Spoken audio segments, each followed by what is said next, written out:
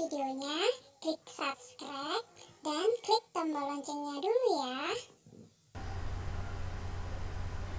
Halo adik-adik semuanya, assalamualaikum warahmatullahi wabarakatuh. Ketemu lagi bersama kakak di sini di channel Ayu Belajar Supaya Pintar.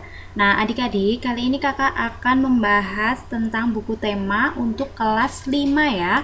Nah, ini adalah untuk tema 1 yaitu organ gerak hewan dan manusia, di subtema 1 yaitu organ gerak hewan, dan di pembelajaran pertama. Nah, video kali ini khusus di pembelajaran pertama ya, dan untuk pembelajaran selanjutnya akan kakak berikan di video selanjutnya. Adik-adik, sebelum kalian melihat video ini, lebih baik kalian mengerjakan terlebih dahulu soal-soalnya sesuai dengan buku kalian. Setelah kalian selesai mengerjakannya, kalian bisa melihat kunci jawaban yang kakak berikan. Nah, langsung saja ya kita bahas untuk subtema pertama di pembelajaran pertama. Nah, di sini ada organ gerak hewan. Hari Minggu adalah hari libur sekolah. Namun demikian, menurut Edo, hari Minggu bukanlah hari yang harus dilewatkan begitu saja. Sejumlah rencana telah dia persiapkan, mulai dari memenuhi ajakan Benny untuk berlatih berenang, menemani Lani membeli buku, hingga pergi ke kandang kelinci. Dari sejumlah rencana tersebut, Edo lebih memilih untuk pergi ke kandang kelinci. Nah, setelah membantu ibu membersihkan rumah, Edo pamit untuk berkunjung ke rumah Pak Rudi. Pak Rudi adalah peternak kelinci yang sukses di kampungnya. Kandang kelincinya sangat luas, terletak di pekarangan belakang rumah. Pak Rudi sedang sarapan di serambi belakang rumah dekat kandang kelinci. Serambi itu terbuka sehingga pemandangannya sangat luas, udara pagi juga dapat leluasa masuk. Selesai sarapan, Pak Rudi mengajak Edo untuk melihat kandang kelinci. Edo senang sekali, dia melihat kelinci meloncat-loncat saling bekejar-kejaran. "Kamu terlihat senang sekali, Edo," kata Pak Rudi. "Benar, Pak Rudi, saya senang memperhatikan kelinci-kelinci yang lincah meloncat ke sana kemari," jawab Edo. Memang demikian, Edo. Kelinci dapat meloncat-loncat dan berlari-lari seperti tidak pernah lelah karena memiliki organ gerak yang kuat, kata Pak Rudi. Lanjut ya, untuk pembelajaran pertamanya di sini ada yang Rudi dengan Pak Edo tadi. "Pak, lucu ya, kelinci-kelinci itu bulunya tebal dan gerak-geriknya lincah. Kenapa kelinci bisa meloncat dan berlari dengan lincah seperti itu ya?" Nah, Pak Edo menjawab, "Benar, kelinci dapat bergerak lincah karena didukung oleh organ-organ geraknya. Pada dasarnya, organ gerak kelinci serta hewan lainnya hampir sama dengan organ gerak manusia. Tanpa organ gerak, kita tidak bisa melakukan kegiatan apapun." Lanjut ya, di sini ada Ayu membaca. Nah, judulnya adalah organ gerak manusia dan hewan. Salah satu ciri dari makhluk hidup adalah bergerak. Secara umum, gerak dapat diartikan berpindah tempat atau perubahan posisi sebagian atau seluruh bagian dari tubuh. Makhluk hidup akan bergerak apabila ada rangsangan yang mengenai sebagian atau seluruh bagian tubuhnya. Gerak pada manusia dan hewan menggunakan organ gerak yang tersusun dalam sistem gerak. Organ gerak berguna untuk berjalan, berlari, melompat, meloncat, memegang, menggali, memanjat, berenang, dan sebagainya.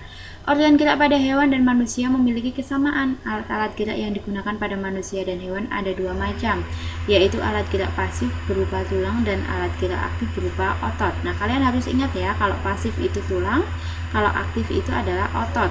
Kedua alat gerak ini akan bekerja sama dalam melakukan pergerakan. Kerjasama antara kedua alat gerak tersebut membentuk suatu sistem yang disebut dengan sistem gerak.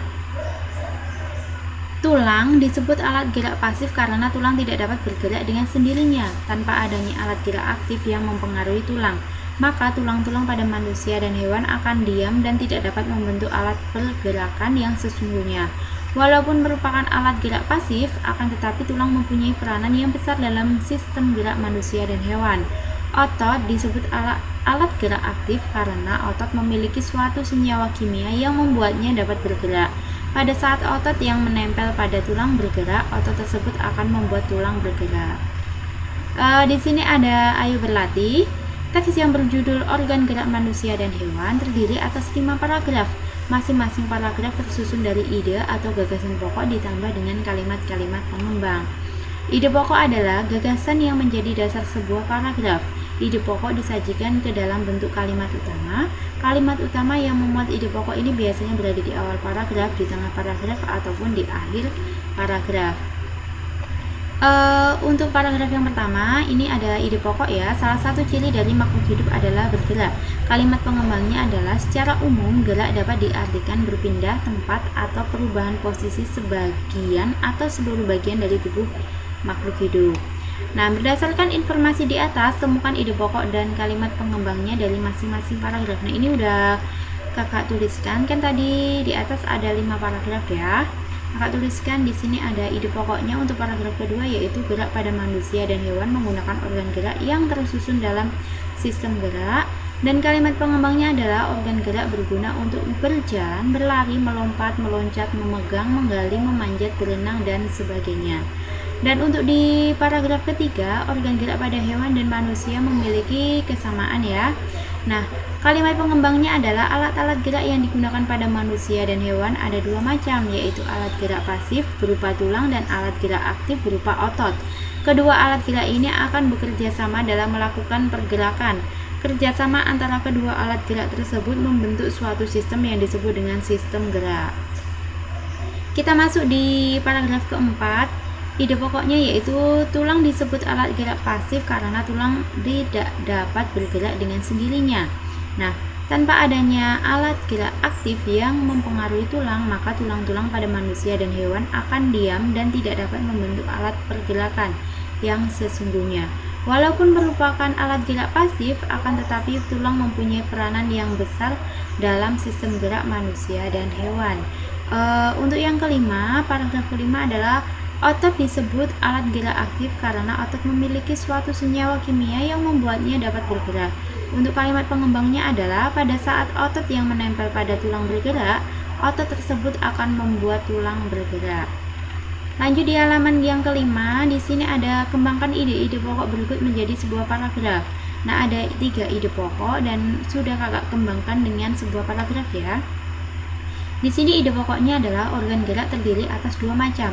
Nah, kakak mengembangkannya. Organ gerak terdiri atas 2 macam, yaitu alat gerak aktif berupa otot dan alat gerak pasif berupa tulang dan rangka. Rangka merupakan susunan teratur dari tulang-tulang. Untuk yang kedua, organ gerak banyak sekali fungsinya. Nah, organ gerak banyak fungsinya, di mana organ gerak ini sendiri terdiri atas organ gerak atas dan organ gerak bawah. Organ gerak atas yang terdiri atas tangan dan kepala serta tubuh bagian atas kita, sedangkan organ gerak bawah yang merupakan kaki dan pinggul. Lanjut, tanpa organ gerak manusia tidak dapat bergerak.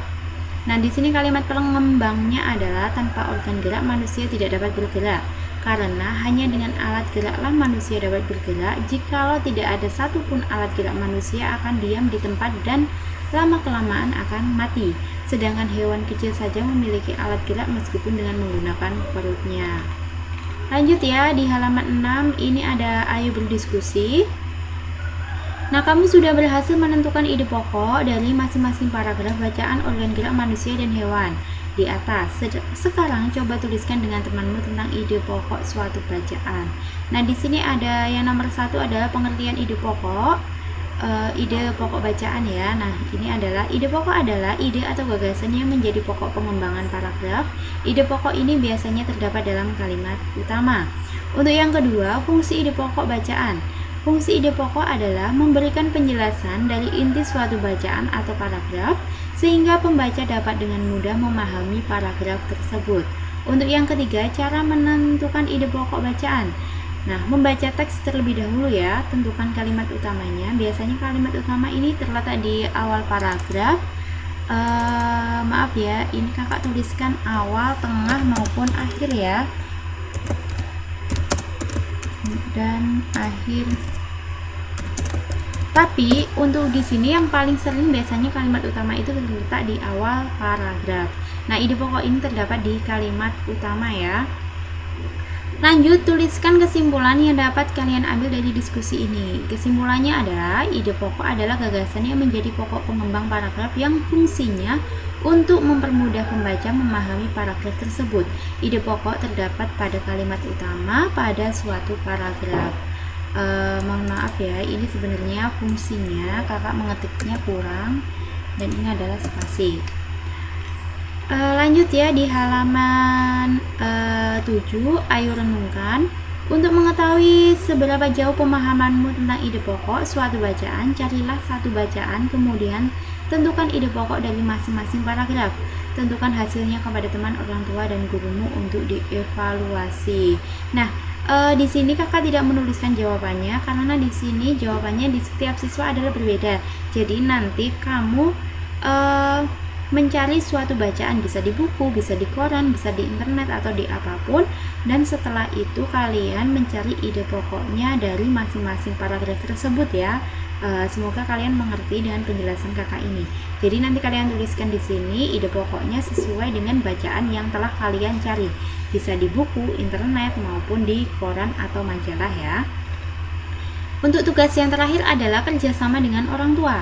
Bersama orang tuamu, amatilah hewan-hewan yang ada di sekitarmu. Tuliskan pola gerak dari masing-masing hewan tersebut.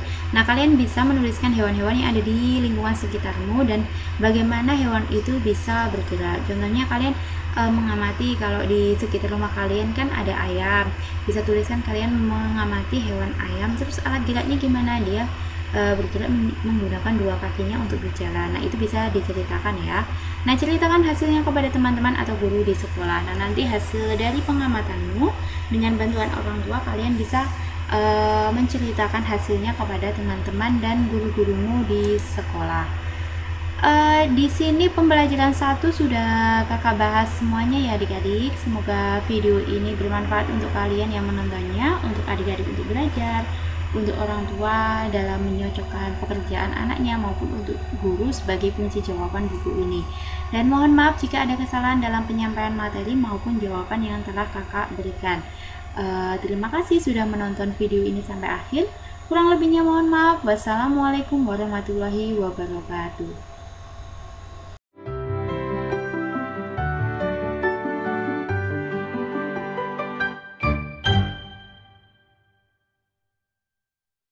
Sebelum nonton videonya, klik subscribe dan klik tombol loncengnya dulu ya.